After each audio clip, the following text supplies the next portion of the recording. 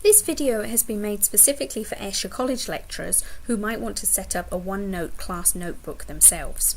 The first step to doing this is to go to our webpage, ayrshire.ac.uk, and to click on your staff email and log in as you would normally do to get into your laptop or your email account.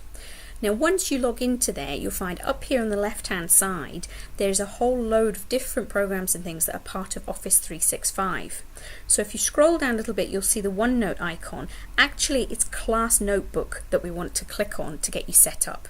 So once you click on that, you open up a window of different options, and the one we want to click on is going to be Create a Class Notebook for you to make a new notebook to share with your students. So once you've clicked on that, you then start putting in the details. So first of all, what title are you going to give your notebook? Ideally something linked into the course or the unit that you're teaching. Then it gives you a handy explanation as to what the different sections are. So there's 3 parts to the notebook. The first one is this collaboration space, which both you as the lecturer and the students can put anything up into, whereas the content library can only have things added to it by the lecturer. The students can view it, but they can't change it. Each student gets their own notebook, which only they can see their own notebook, but the lecturer can see everybody in the class's notebooks. So then you move on and you add any teacher permissions. So you might add colleagues from your team, maybe colleagues that you're co-teaching or collaborating with. So I'm just going to put down a few names of colleagues who are part of this training session that I'm delivering on OneNote. So you type the person's name in and then it does a search within your email system to find them. These people will be able to add materials and be able to see everything that's going on. Then you add your student names in, so same idea, type in a name. I've added in a colleague of mine, Maureen, who's pretending to be a student for this video. So within the student section you get 4 different subheadings. You don't seem to be able to change the names of them, but you can have fewer of them or you can have more of them.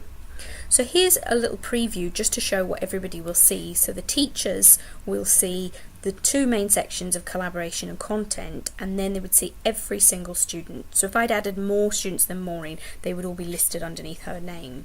Maureen herself as the student will see again there's main 2 places where the information's stored and her own storage files where she can back things up to.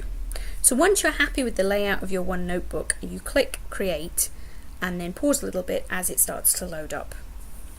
Now it exists in 2 places. It can live in the internet within OneNote Online, or it can live on your desktop run from there, and I'm going to show that in the second video. So in this video we're just clicking in opening OneNote Online to give you a sense of what it would look like online. That's how your students will be viewing OneNote generally, because they'll log in using their emails.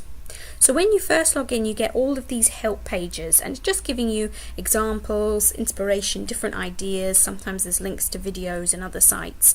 So when you first use it, it's maybe an idea to take a bit of time to go through and have a look at all these sources of information that Office 365 have put in. For this video, however, I'm just going to go through and delete these so that I can move quickly to showing you how to get started. So to delete any sections, you just right click on them and then choose Delete.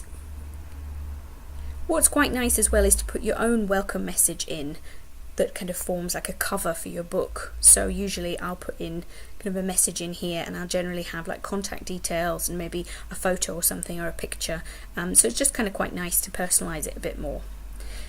So the next section we're going to is this collaboration space. So you as the lecturer would be able to add materials here, but the students can also add things here. So really useful if you're having group projects, if you've all gone on a trip and you want to share photographs. So that's quite a helpful thing to have. In contrast, you have the content library where only the lecturer can put things up here. So this is where you're going to want to put your PowerPoint, your worksheets, little tests, all sorts of things like that that you want the students to look at and download, but not to be able to alter. And then here you can see you've got the student section here. So Maureen's our one student, and if she'd uploaded work or done anything in here, then we would be able to view that. So next up, if you want to take it down to the desktop, you just click this button here.